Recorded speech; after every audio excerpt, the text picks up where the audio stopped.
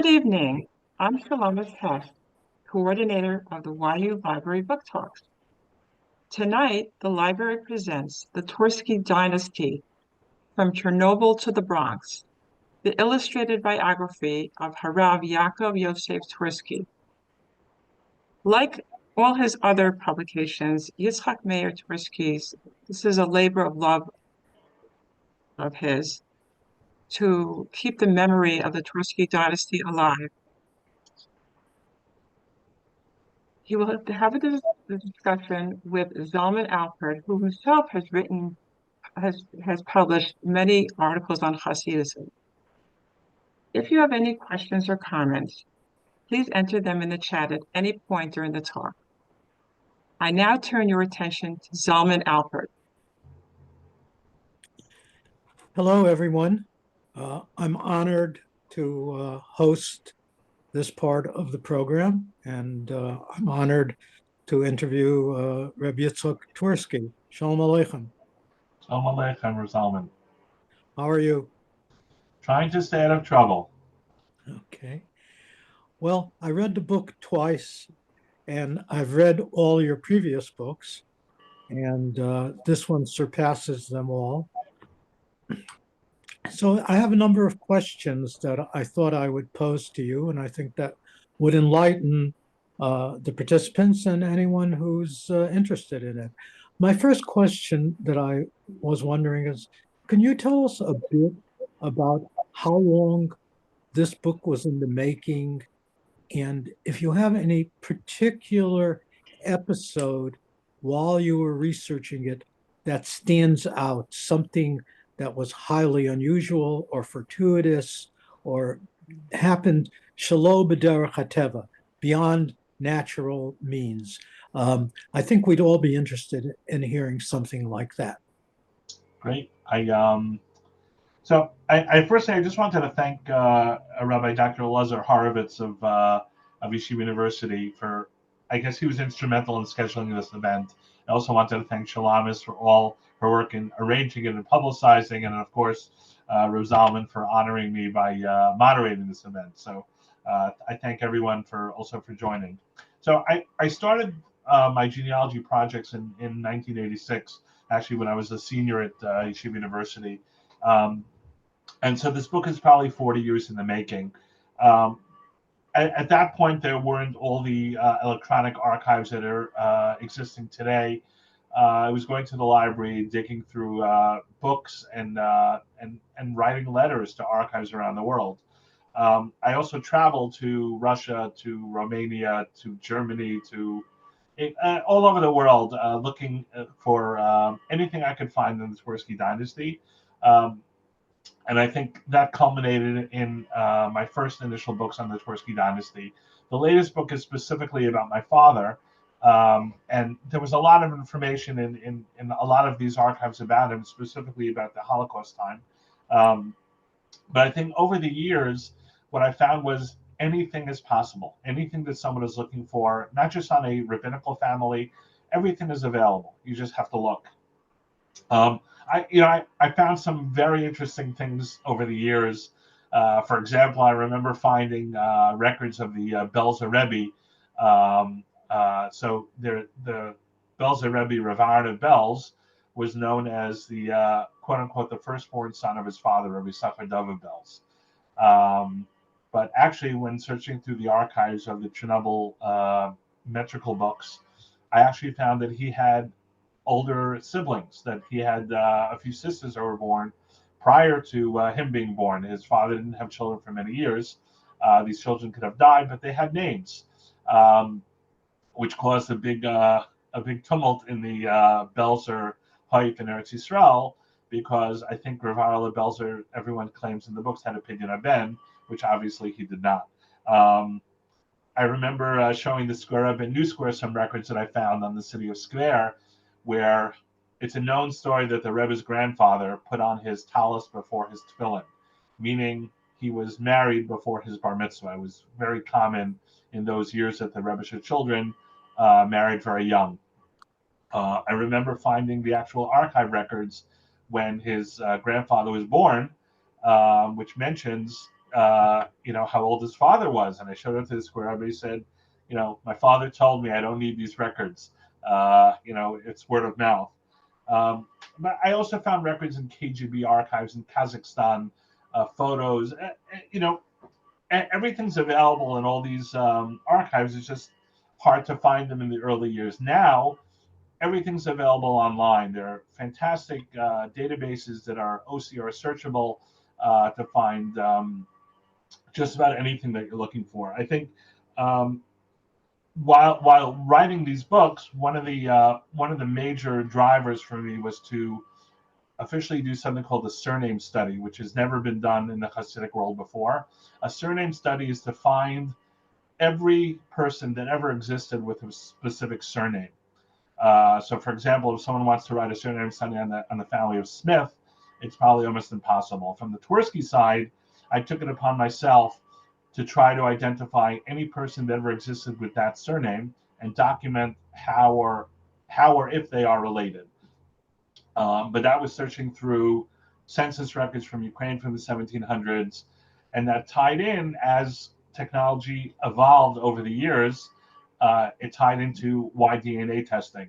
And we actually had an amazing project to Y-DNA test, which is paternal testing for dozens and dozens of families in 31 countries around the world. And that tied into finding every single Twersky and tying in how everyone's related. And, that was really the impetus for this book to help find out who all the Twerskys are and make the connection to my father in this current book, showing his whole history and how he lived his life. So, when you do Y-DNA testing and you call someone, for example, in Germany, saying, I need your saliva to do a test, most people just hang up. But people were very understanding. Things got done, and we published various scientific studies on the Y-DNA signature of the Twersky family, as well as other rabbinical dynasties. Did you find any Twerskys who are not related? Great question. So what we found were there were two Twersky families that existed. One was from the city of Chernobyl, descendants of a Talmud of the Baal Shem Tov, whose name was Menucha of Chernobyl, that wrote a sefer called Morinayim. And then there was another family, totally not related, in the same time, that lived in Panovich, Lithuania, that took the Twersky surname. I did DNA testing of that family too. There are thousands of descendants. No relation, no connection, nothing at all. They were actually a family of Rabbanim. But there were actually some Twerskys a lot of Twersky wannabes, people that took the name. There was a Rav that came to New York in the 30s and took the name Twersky because it was a rabbinical name. I'm sorry? I was going to ask you about that. That caused a stir in New York City. This man apparently, he wrote a sefer, which I own, and he seemed to know his Kabbalah.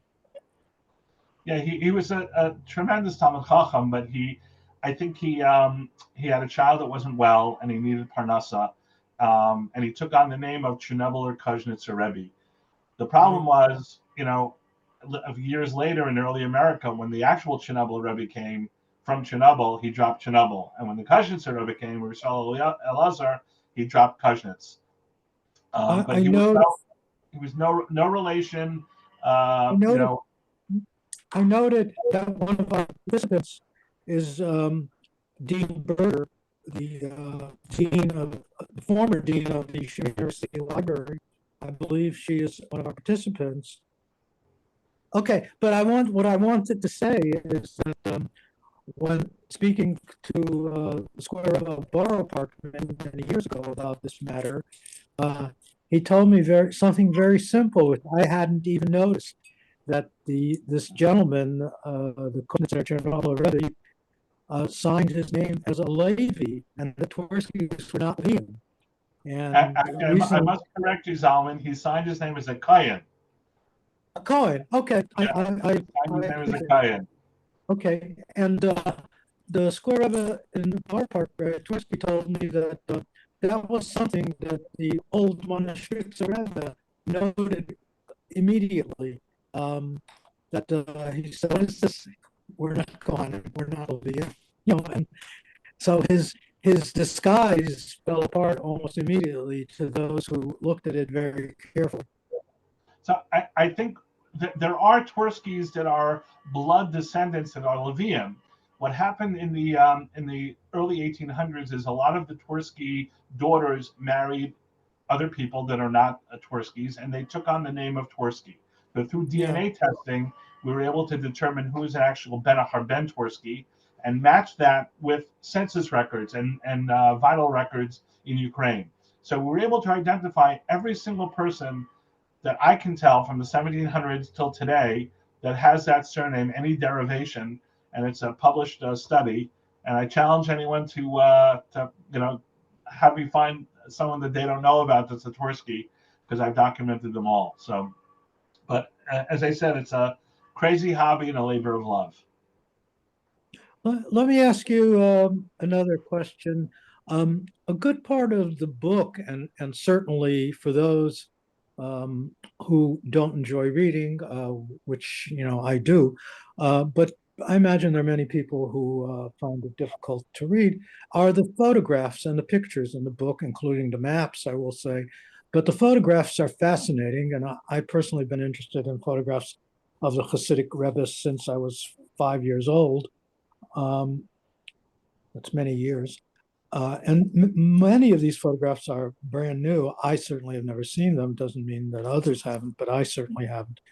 But I noted one thing fascinating that very few other books have, is that your book has many, many pictures of Rebbitzins and other women in the Hasidic community, both in the United States and before, and Romania and other places.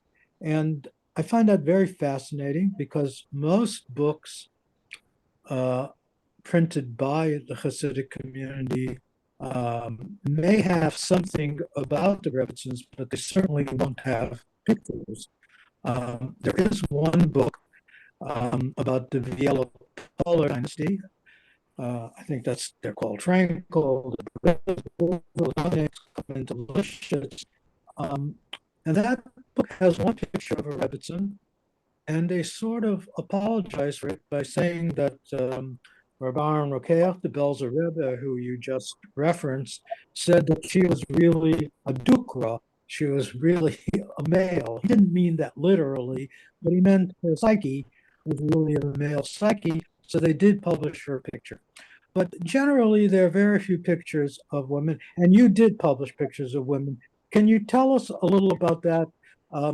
What went into your decision to do that? So, number one, I'm not afraid. This is not the first book that I printed that has Rebbitzins, but why not? Everyone's dressed sneistic. There's no issue at all with any of the photographs. We also didn't alter any photographs in the book. There are probably 1,000 photographs in the current book, and we made sure not to edit anything. These were very holy people. What's going to keep their memory alive? For the men, I understand, but these pictures are going to be lost. They're going to be gone. So if I found them and families all over the world shared them, I found photographs in archives. Why not? Why not keep their memories alive and print the photos for their descendants? Some were very fashionable. These were very, very holy people in those days. So, I definitely know that certain Admorim who I gave my book to, it's not on the shelf and maybe in a drawer somewhere, but everyone knows about the books and they look at the books, and all the Rebbes are my cousins. They all have copies and they all enjoy it, especially the Rebbitzins. But hopefully the next book that I put out will also have Rebbitzins. That's coming out it's in a year from now. Were there any Admorim or any Rebbes who responded forcefully in the negative way? When I was writing one of my books, I mean, people had issues with some of the male photos.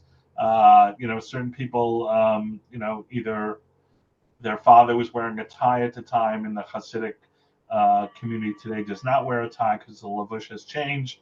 Nothing was modified. If I had a photo of someone, that's what I printed.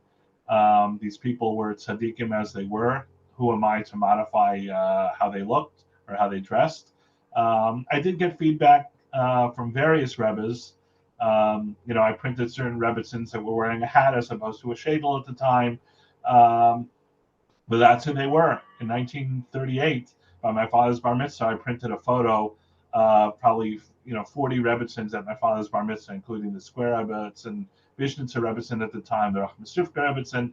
They all attended my father's bar mitzvah in Dornavatra in Romania, and there was a group shot of all these rebbitzins, and of course I printed it. So I'm not ashamed, and I would do it again.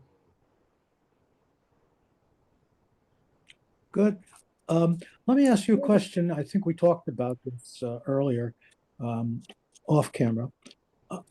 As one goes through the book chronologically, and the book is basically chronological, I note that prior to World War II, there seemed to be a trend towards modernity, at least in terms of the dress and appearances in the Rebbeisha communities that you discussed, Twersky, the greater Twersky dynasty, because there are other dynasties intermarried. And it seems that now in the Hasidic community, there's the move in the opposite direction. There are Hasidim and Rebbes who are dressing in a much more, shall we say, conservative manner, or they would say, quote unquote, Jewish manner.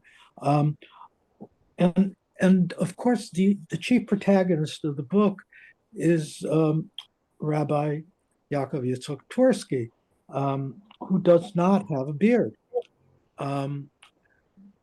What can you tell us about that? I mean, about the current trend in the Hasidic community towards what I would call very, very conservative values, and clearly the trend prior to the World War II, both in the United States and Europe, Eastern Europe, towards modernity, even in the Rebbeisha circles.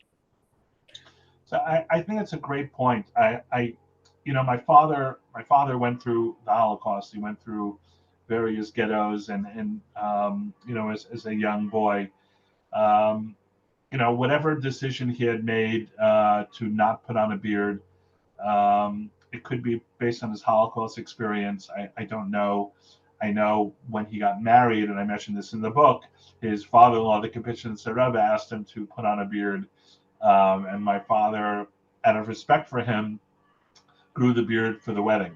And in his wedding pictures, he had a short beard, and then it was shaven afterwards. It wasn't something he could handle, and I'm sure it was part of his Holocaust experience. But I don't think it made a difference to him, the person who he was and what he had accomplished. There were various Rebbeisha children that didn't have a beard.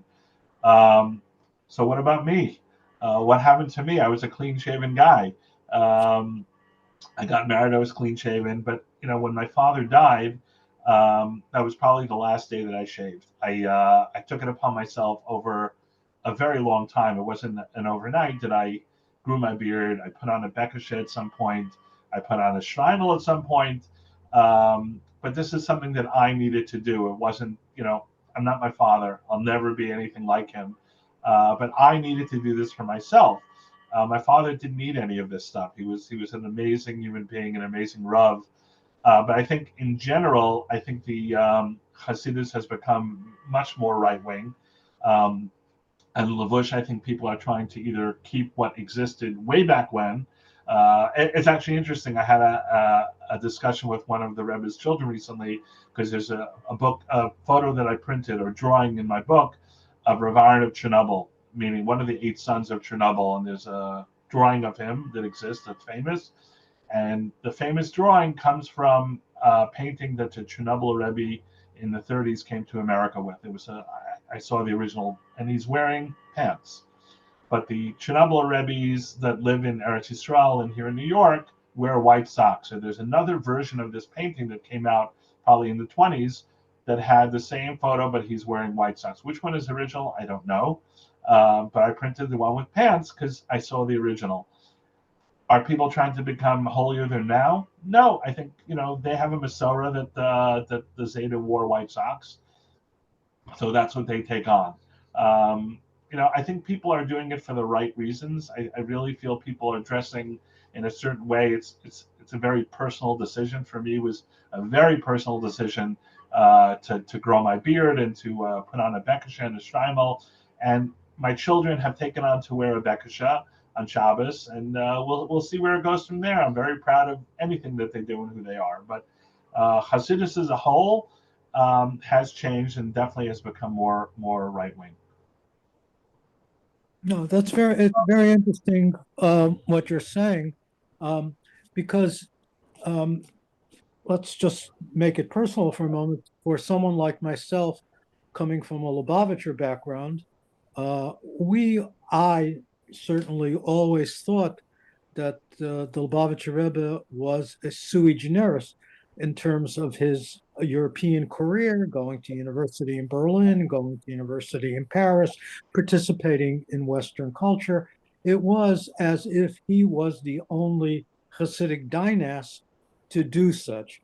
After looking at this book, I see this was not uncommon. This path was not uncommon. I believe Rabbi Yitzchak's, is it your uncle, your Aaron, who wanted to become an engineer? Is that correct? Correct. Accountant. My father's brother, correct. He did not want to be a Rebbe to continue on. It wasn't something he wanted to do. Yeah, so I found that very interesting that while I don't know if I would call it an outsider, but to the general observer, it would seem that being a Rebbe would be the thing to do. It would be a goal. But it seems that there were certainly Rebbe Shekinder who wanted to go the opposite direction. They wanted to earn a living in a profession that they could feel proud of. I don't know how someone would want to be a Rebbe. I don't understand it. I saw my father was a Rav and what he went through, and the commitment to his Kehillah day and night, and the real Rebbes. I mean, there's a famous story of David of Tulna that someone went in to see him be Yechidus, and he was soaking wet. And they asked him, "Why are you all wet?" He goes, "You don't understand. When people come in to see me, I need to put myself into their clothes. I need to feel their pain. And all these people are coming and going, and I'm changing." That's something that you really have a feeling for what's going on in someone's life. And, I think certain Rebbes are very, very unique and really feel the pain of people. Listen, for me to grow my beard was a big step. My father, as I said, did not have a beard, and it was a very difficult thing for him. I don't think he would have been able to handle it if he saw me with the beard today. Actually, a funny story of my beard. I actually grew my beard the day my father was nifter, and at the end of the year, it was the end of the year. It was time for me to shave, and I went to my wife and said, I want to keep my beard, and my wife said, "Not going to happen." And it was literally a Mexican standoff. So I went to my Rav at the time in Queens, and I asked him, "What do I need to do?" So he told me. It's coming off tomorrow morning because Shalom Bayis trumps all. So I came home to my wife and I sat there and I said, "Listen, it's coming off tomorrow morning." That's what the Rav paskined, and she started crying. I started crying. She couldn't make me do it, and that was the end of that story. I've kept it since. So it was very personal, but it's very, very meaningful for me. It's interesting what you're saying. The fifth Lubavitcher Rebbe, Reb Shalom Beer, had an older brother, Shneir Zalman Aaron Schneerson, who their father, the Maharash of Lubavitch, felt was worthy of becoming a Rebbe. So for several years, both Reb Shneir Zalman Aaron, called the Razor, and Reb Shalom Beer shared the leadership of the Lubavitch movement in White Russia. And then Reb Shneir Zalman Aaron retired. He was 24, 25 years old, but he retired as being a Rebbe, and he was asked why. And he said the following: "Because what I want from the Hasidim, they will not obey me. And what they want from me, I cannot do." And I think that captures a certain part of the frustration some people feel in being a rebbe. It's interesting. Chernobyl is very unique. Unfortunately, we see in many Hasidic dynasties where they split, brothers aren't talking. There's a lot of things. Chernobyl, Baruch Hashem, has not had that. There are so many instances where, for example, the Rachmas Rivka Rebbe of Israel comes into New York and the two brothers make a tish together. In Chernobyl, the same thing. There's tremendous ava. There's a story I mentioned in my book how all the 8 sons of the Chernobyl Rebbe's got together, and it's there's a beauty and a love in Chernobyl that people get along, which is really wonderful. What would be the takeaway for someone reading your book who is not a Twersky and is maybe even not a Orthodox Jew? What would be their takeaway about the character of your father, and what would be the message that your father would have for such people? And I will add that on a personal note, I did meet your father, and I think I mentioned this to you, that I always I always imagined your father, after I met him, as this was what the Baal Shem Tov meant, and this was what the Baal Shem Tov want. He did not want, you'll pardon me for saying this, the Baal Shem Tov did not want technicolor robes. He did not want glory. Baal Shem Tov wanted pnimius, personal introspection, and he wanted kindness, and he wanted a rebbe or a leader who was with the people, panim al panim. So my takeaway from meeting your father and reading the book was Rabbi Twersky really personified Hasidus, especially after World War II and the tragedy of that event. But I'm wondering what your idea of a takeaway of Rabbi Twersky, of your father, would be for the uninitiated Jew. So I think my father was, I know a lot of people. Every Rebbe today is my cousin. To me, he was the greatest man that I've ever met. And I wanted to show in the book what one man accomplished, a person who went through the war, rebuilt his life, rebuilt Yiddishkeit, and touched thousands and thousands of people. I'm not giving a number. I was involved with the people in the shul, and I have documented, so many things that my father had done over the years and through societies, and literally I have records of hundreds and hundreds of levayas and weddings that he's done. He documented everything. So he touched so many people. For me, I spent the past 24 years trying to document everything about my father and keeping his memory alive. So, the book is one part of that. We've written 2 Sifrei Torah, one in his memory, one in my grandfather's memory. There's a yeshiva named after him. Every year there are articles in the paper about him. He was a rav in the Bronx. People didn't, the extended family knew him, but he knew the extended family better than me. So he was so instrumental in helping me find family and making all the connections. He was an encyclopedia of information. But I think what people that saw the book, even people that I worked with, I worked at Deutsche Bank for 20 years, people that I work with that are non-Jews that knew my father, they knew he was a true lover of all people, and he treated everyone equally. People had tremendous connections with my father over the years, and I think they saw what he tried to do, not just for his congregation, but for the community, helping. I remember one time a police officer came into my father's shul, and he brought this huge tray. I mean, it was literally this big. He went to a kosher-style deli and bought a long kishka, because he said, I heard the greatest honor I can give the rabbi is to buy a kishka for the rabbi, because my father had helped this Goyish police officer with something in the police department, because my father swore in every policeman in the Bronx for 40 years. So he had So your father was a little Baal Shem Tov, if I can use the term. There were many rabbis in subsequent generations who were called a Kleiner Baal Shem Tov, and so He, your he, father was.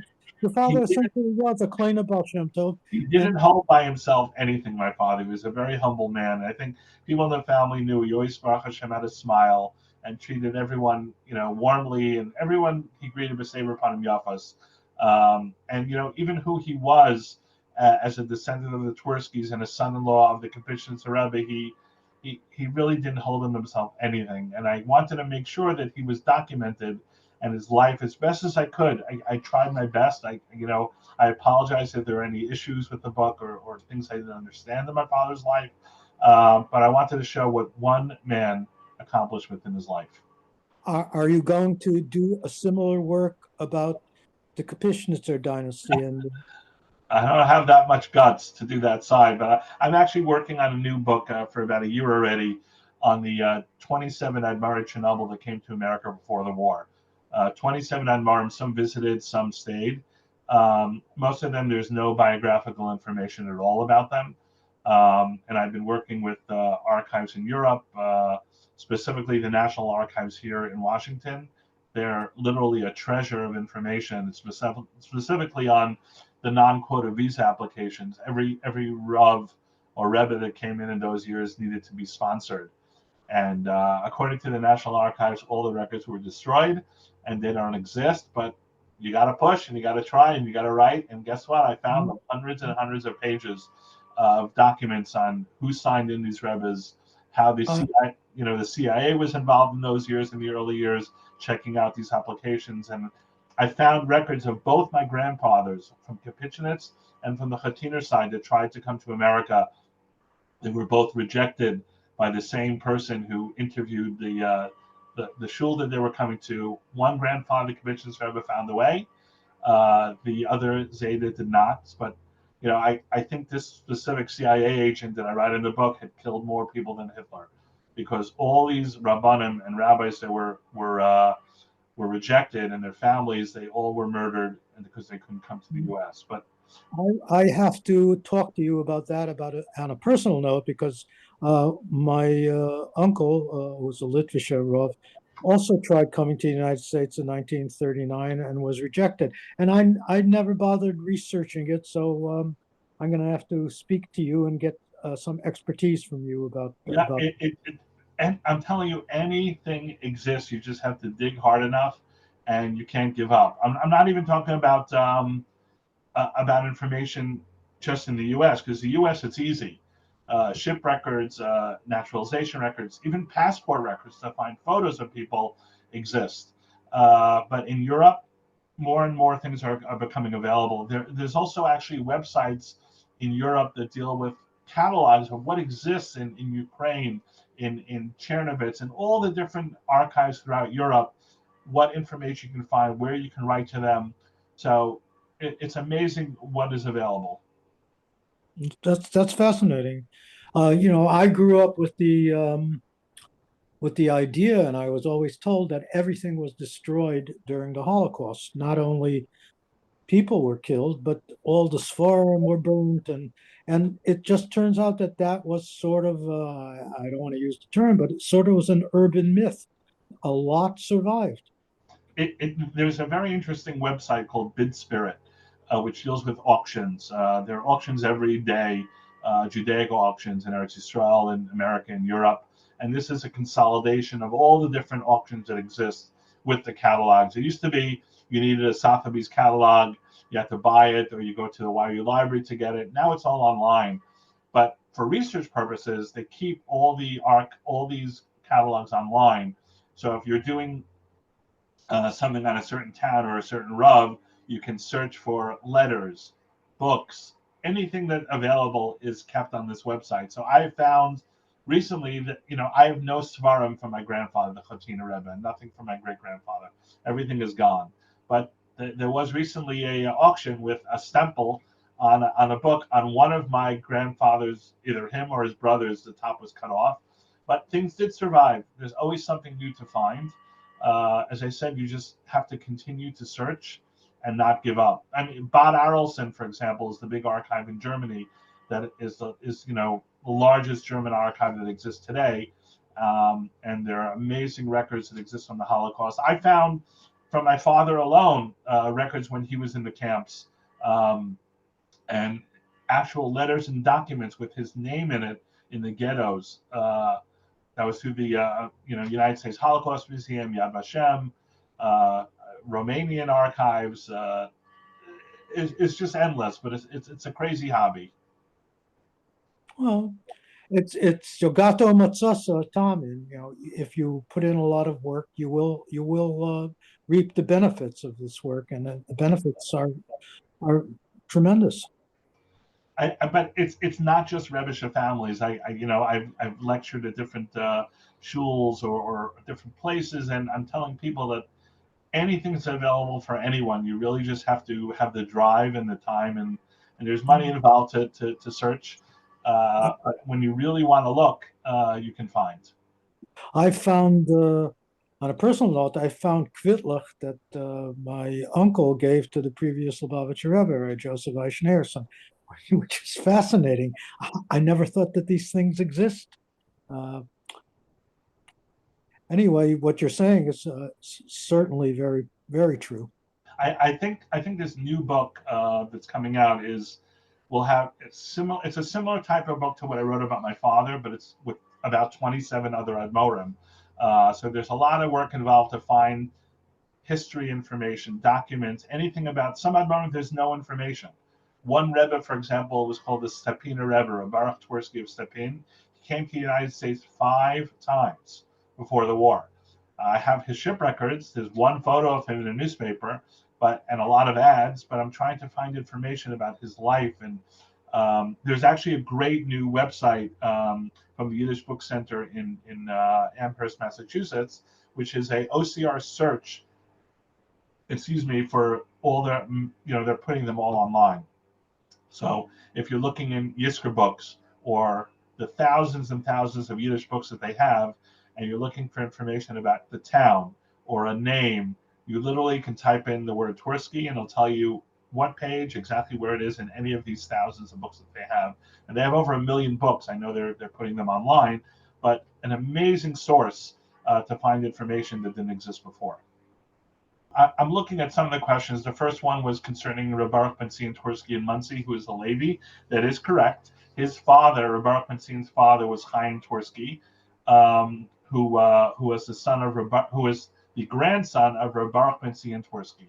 So Reb Baruch Ben Zion Twersky had a daughter, and they lived in the city of Uman. There was a pogrom that I'm writing about in the new book in 1919, and this daughter had a little baby. At 8 days old, this baby, a very small baby, was sitting in her bed, and there was a pogrom in the city, and the Rebbe's daughter was killed in the pogrom. They didn't see this baby, and the baby survived.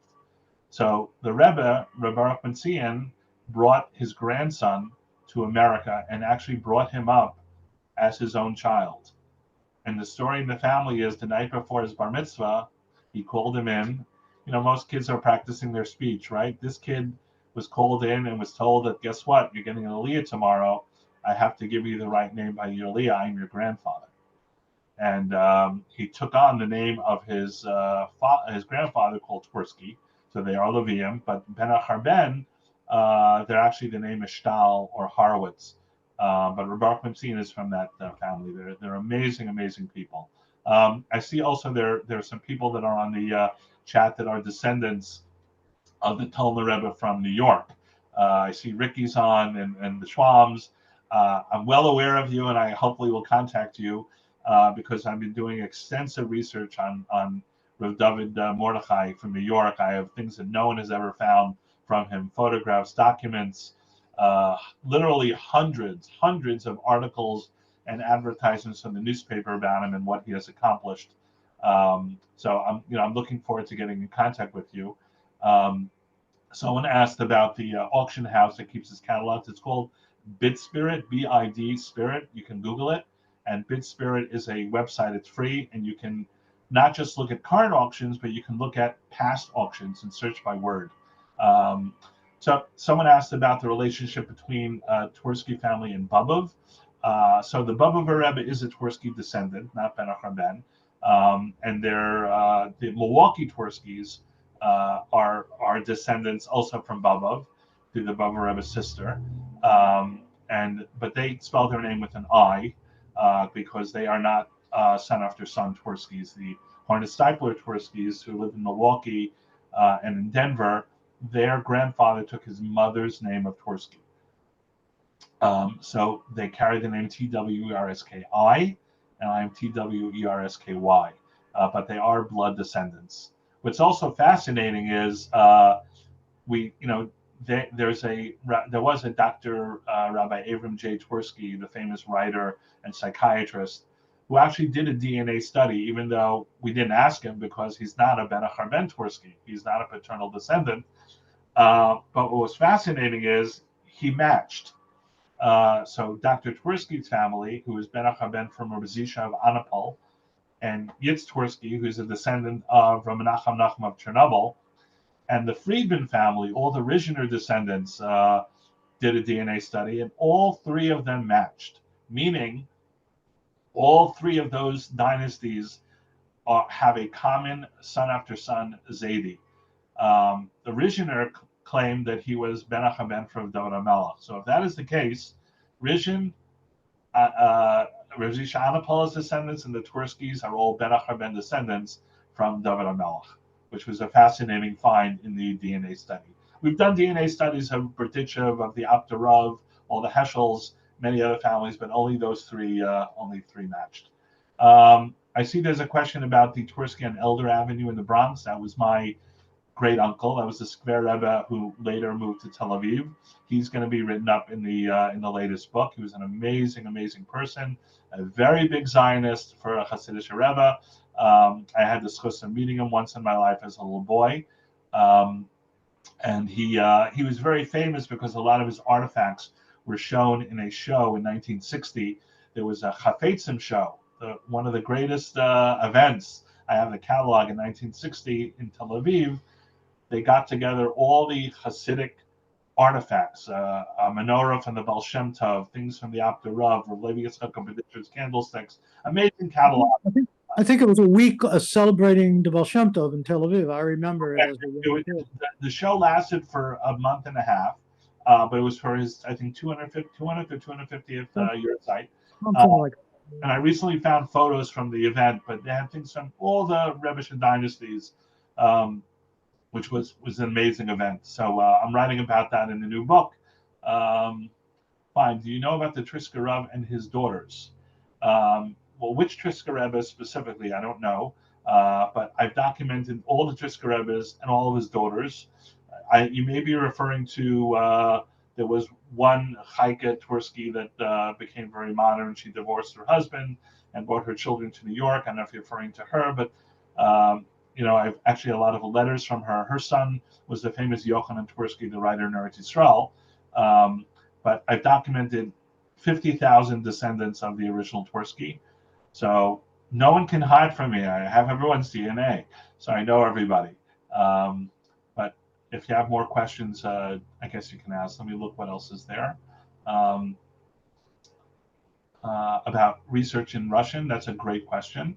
So, I mean, within websites, most of them you can translate on the screen itself, but the records themselves are in Russian or in Polish. So I actually use a great website called Fiverr.com, Fiverr.com, Fiverr, which is a fascinating resource for doing anything really cheap. The website, the way it works is you can hire somebody. The person may live in Poland or in Bangladesh or anywhere in the world, and the dollar is much cheaper there. So, for example, to make a book cover of my book, here it'll cost me $500-600 to hire a designer. There, $10. I do the same for translating documents in Polish and in Russian that I'm finding in Jewish Shen and other archives.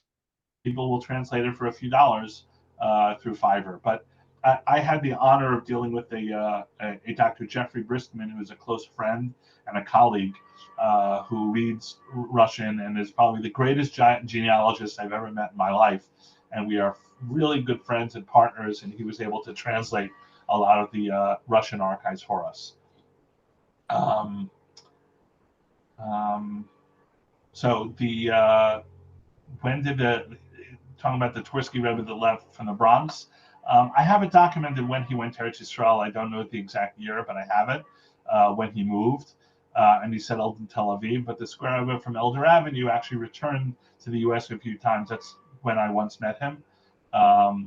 So the original Twersky Rebbe did have daughters, and I documented who they married and have all that information. That will not be in the new book, except for the two Twersky Rebbes that came to the United States. One from London visited, Yaakov Aryeh, and the second, Rav Shalom Yosef, lived in New York and settled here. I guess that's what I have. I think I've answered all the questions, I hope. There's another question. Oh no, I'm sorry. That's a very nice comment. Rav Tzvi, thank you for joining. You're a great grandson of the Rav Shalom Yosef, so I've actually found tremendous information about him and his life. He went through so much in the early years. I found recently the documented records of the pogrom in Proskarov, where he lost his children, and then he remarried. Actually, his first marriage and his second marriage, and tremendous information about his travel to Eretz Yisrael. He's definitely going to be in the new book, and there's a lot of information about him, photographs and documents, etc. But I think one of the great finds I had recently was I had found hundreds of documents on the Square Rebbe from New Square's father when he came to the U.S., which included the Square Rebbe himself. They had no details and no information exactly how he came, who worked it out, who found filled out all the papers for him. And I found that in the United States National Archives and with Hayas, tremendous information and detail how the Rebbe was interviewed in Williamsburg, and how it was an amazing prat. Zalman, I think you would like this. It is known when the Square Rebbe of today travels, when he came to Queens, for example, for Shabbos, the person who he stayed by had to purchase a new mattress. The Rebbe doesn't sleep on someone else's mattress. And this is a very old minhag from many years.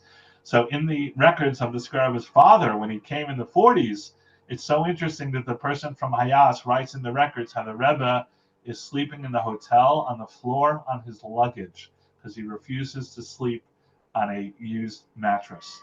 And this prat, this detail was in there, was just so interesting among so many other things, how records and information could show such detail and minhagim, etc.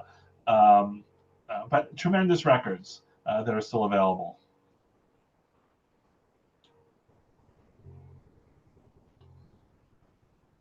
I don't know if there are any other questions.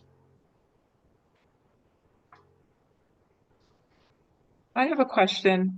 What role did the other author play in this writing of the book?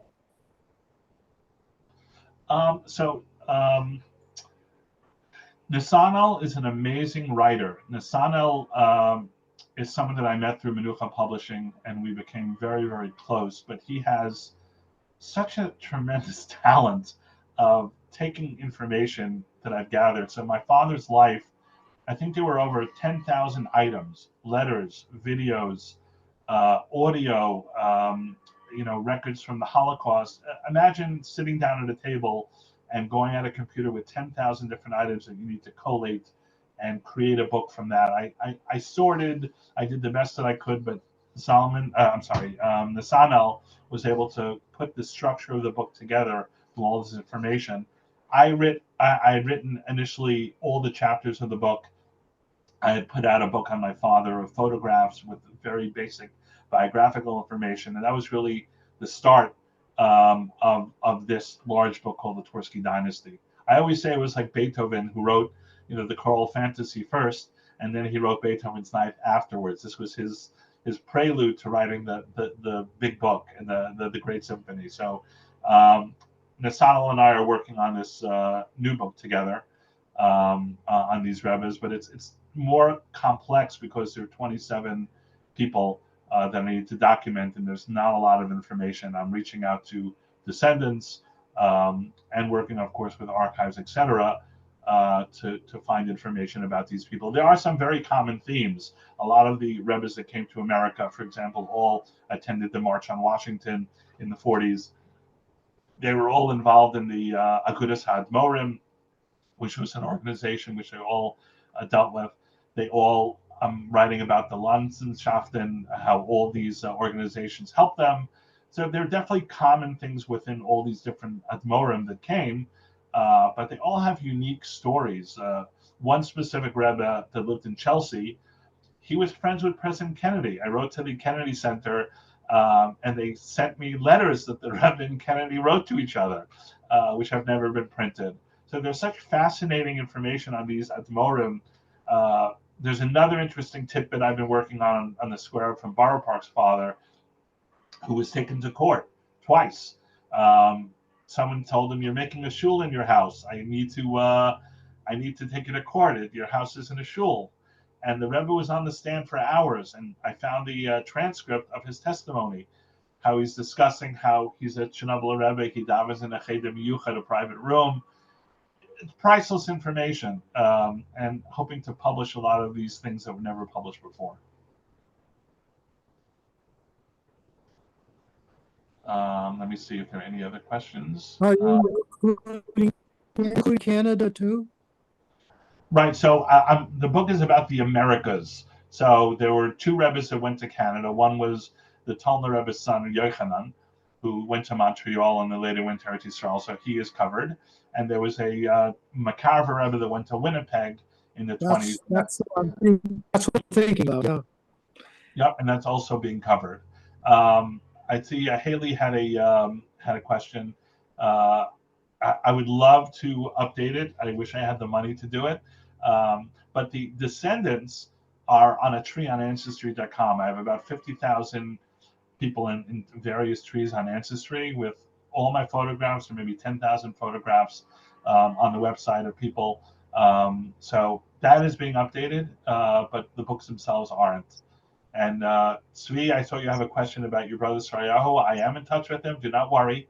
And I also share a lot of information with him on your Zeta Roshal Yosef. But I think there's so much more research to be done. I wish I had more hours in the day. I work for a living, so this is just a hobby.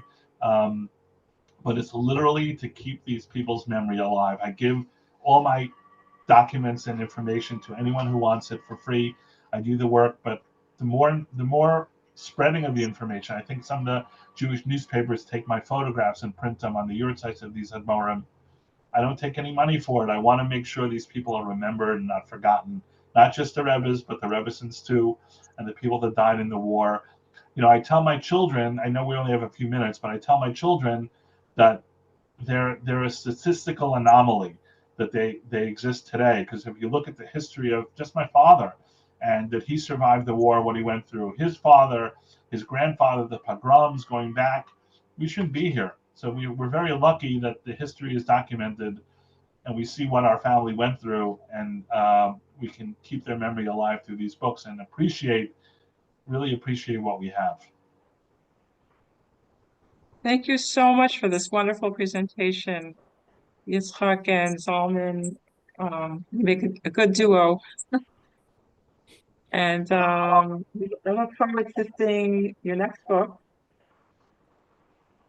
Everybody that came here, anybody who registered will receive a recording of the link to the recording of the book talk. And someone asked for my email address. It's public. It's yitz.twersky@hotmail, yitz.twersky, Twersky, @hotmail.com. You can gladly email me any questions or any genealogy issues I can help you with. Great. Thank you all for your time, and thank you, Solomon. Thank you. Shalamas.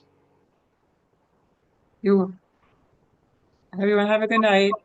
Thank you. Thank you, everyone. Thank you.